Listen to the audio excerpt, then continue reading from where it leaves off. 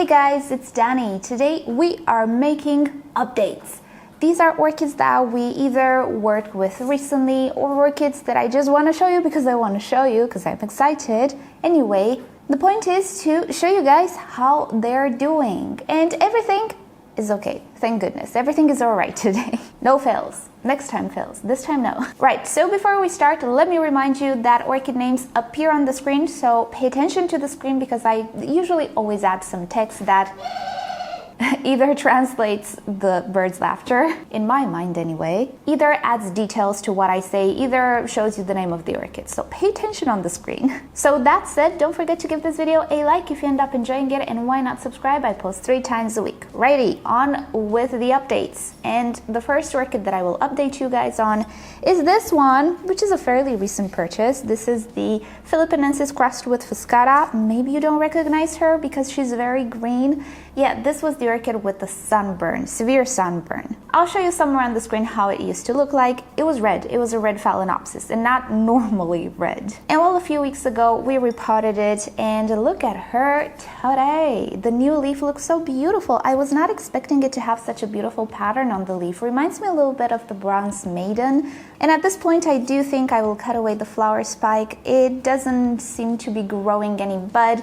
There's really no point in keeping it because the orchid can definitely put on a fresh new flower spike, which I'm sure will look a little better than this one. So I'm just gonna let her focus on leaf and root growth. There isn't a lot of root growth going on since we just repotted it. Maybe there is, but it didn't reach the size of the pot just yet. So nothing interesting there, but it's just so amazing to see how the foliage evolved from that really sickly red coloration to this beautiful healthy green. It didn't take a lot, and I actually do have a video in which I talk more about when it's okay to let orchids do their own thing and when it's okay to intervene. Links down below, of course. But yeah, things are looking very great for this orchid, and it makes me really happy because the flower is unique in my opinion. Looks slightly like a bigger version of the mini mark.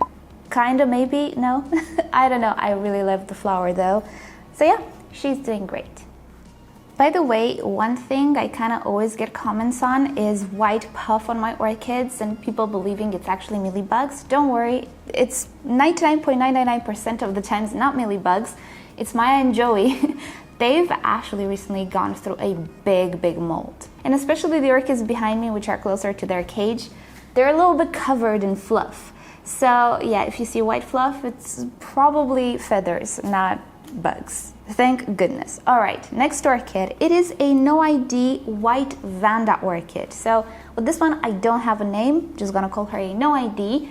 I received this one from a vendor. I was in a flower shop purchasing some orchids, and this orchid did not look good. It was kind of almost gone, and the vendor just gave it to me for free to try and save. And it's a beautiful white Vanda. It still had some flowers, but the mother plant was actually pretty rotten. It didn't look good. Again, we do have a video with it, and let's just see how she looks like. By the way, I just watered these guys. Don't mind the extra water in the pot. It's gonna be gone within a day. I wish it would stay longer wet, but it doesn't. All right, so on the top, we do see roots. I'll give you close-ups, but also in the pot, I do see some root tips. So I think this orchid will be all right. I think we kind of saved it. It's still slightly dehydrated since the roots are not very large. They didn't grow enough just yet to benefit from the moisture in the pot, but slowly and surely. I think though that just one of the keikis has roots. The other one, as we talked in the previous video with this orchid, doesn't look so good. It's still dehydrated, did not put out any type of roots, but I'm using it as an anchor for now. And I am keeping an eye on the other keiki. It would appear that it has 2 roots, and I do believe there was one inside the pot as well. Not sure if that one is still alive because I don't have access to it, but it does not look very dehydrated. It actually looks pretty good. So hopes are high for this orchid. Very happy about it because it will be an orchid with a story. It's the one that the nice seller gave me to save, and look at it. It's alive and doing well today. How about that? I hope that will be the case. The way I keep this orchid, as you can see, is in a plastic pot together with my preferred mixture. And I also have it hanging in or on my southern window. Since putting it outside will just dehydrate it a little more, the outside world is reserved for the very healthy orchids that I have. The sickly ones don't go outside. It's way too harsh for them. So yeah, this one resides inside. How am I supposed to put this back now? There we go. Next up, my pride and joy right now, it doesn't even fit in the frame. This is Paphiopedilum rothschildianum. Let me just try to show you what's going on here. So it's a big guy, yeah, but look at this. We have a flower bud, or actually a flower spike. It produces multiple flowers. Finally, you guys, I'm gonna give you close-ups as I speak because you cannot really see anything. This really is the biggest Paphiopedilum that I have. It's supposed to be this way.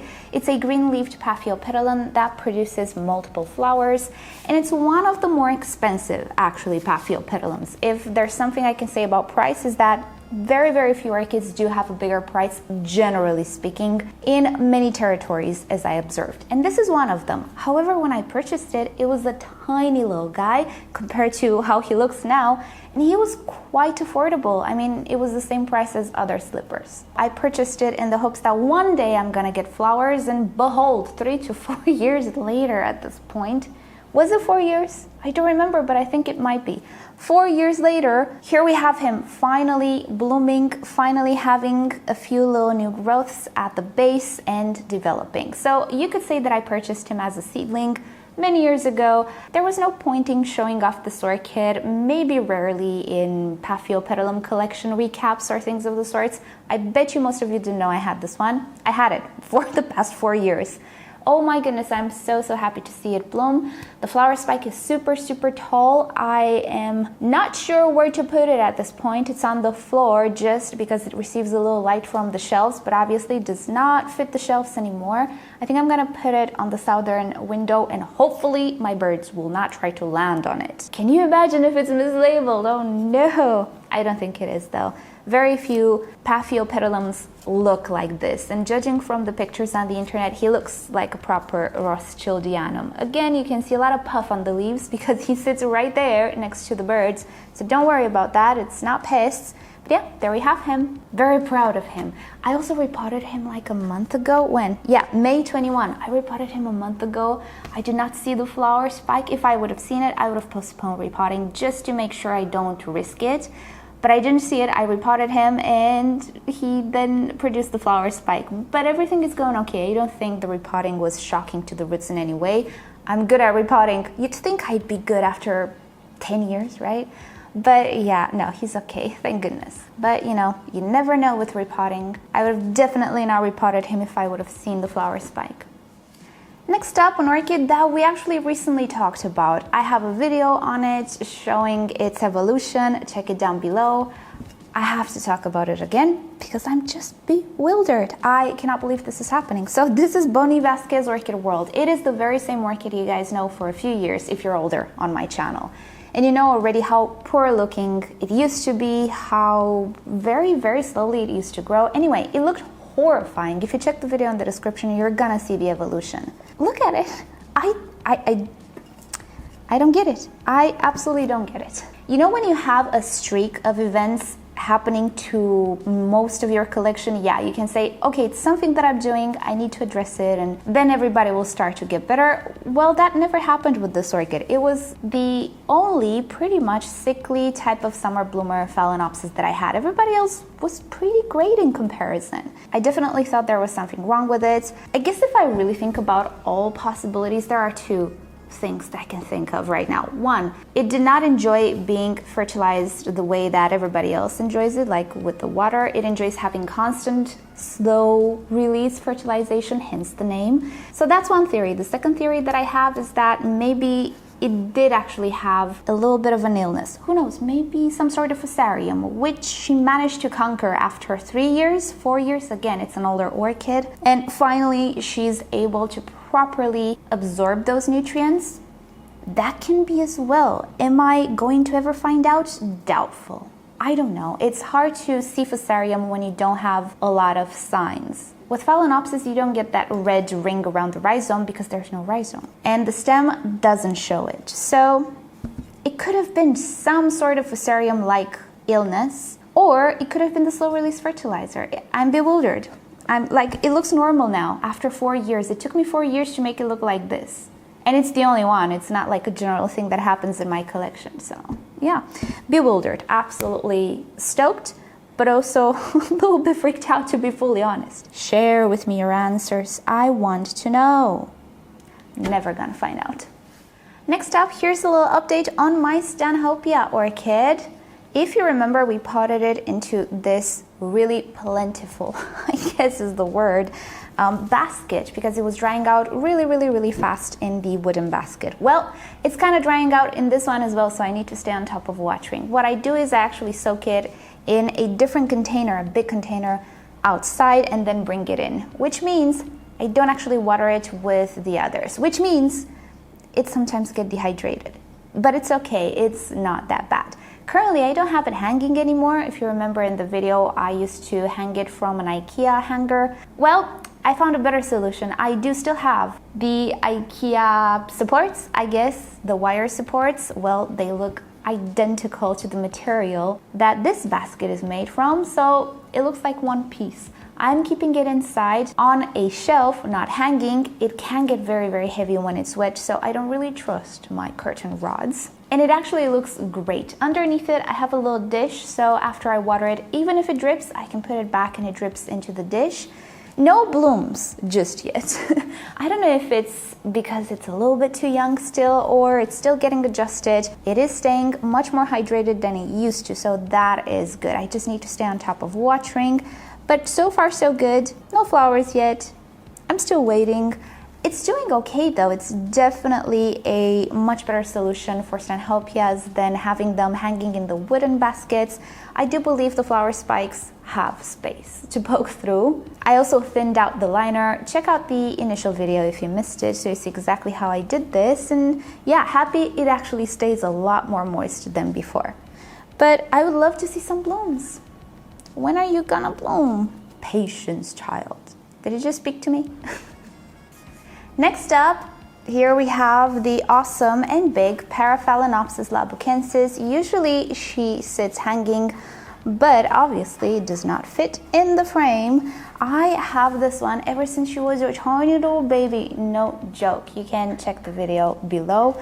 Look at her today, growing larger and larger. It actually has something here, maybe a flower spike, but it's growing with the speed of the raging snail. Actually, my snails, the ones in my aquarium, walk infinitely faster than the rate of growth of this little thing right here.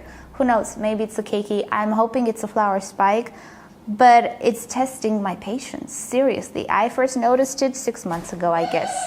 Yeah, very funny, Maya, I know.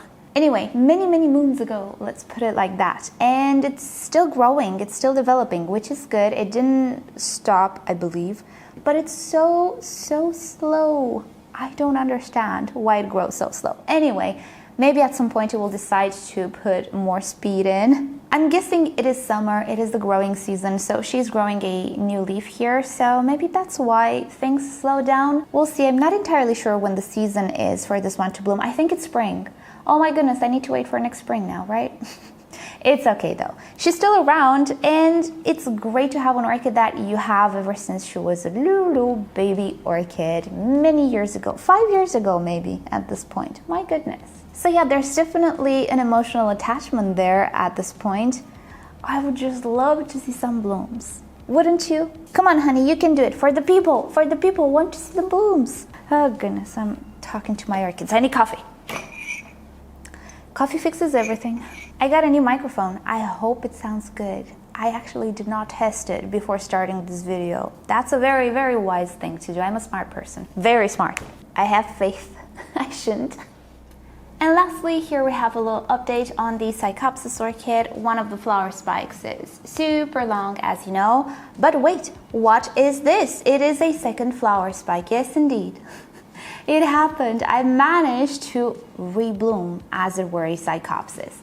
Now, Psychopsis orchids are sequential bloomers. They will continuously bloom from the top of the existing flower spike for years. From experience, I don't know how many years.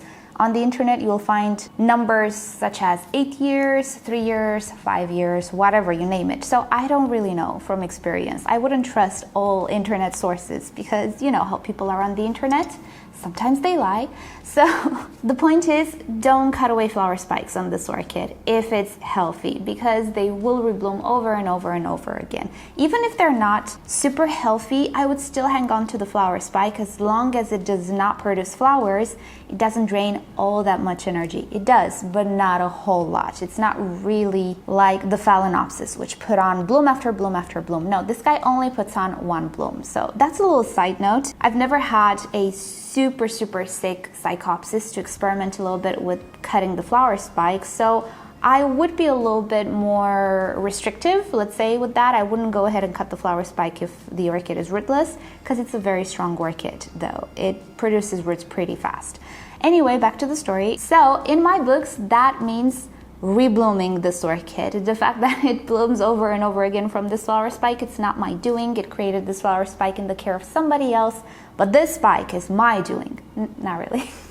It's her doing, but I, let's say, set the tone, I guess, properly. So I'm very proud of that. It's the first time that I rebloom a Psychopsis. Good thing is, they're actually pretty hardy orchids. I have a tutorial on them. You can check it down below in the description. I think I will redo it because it's a very old video at this point. I have better footage now.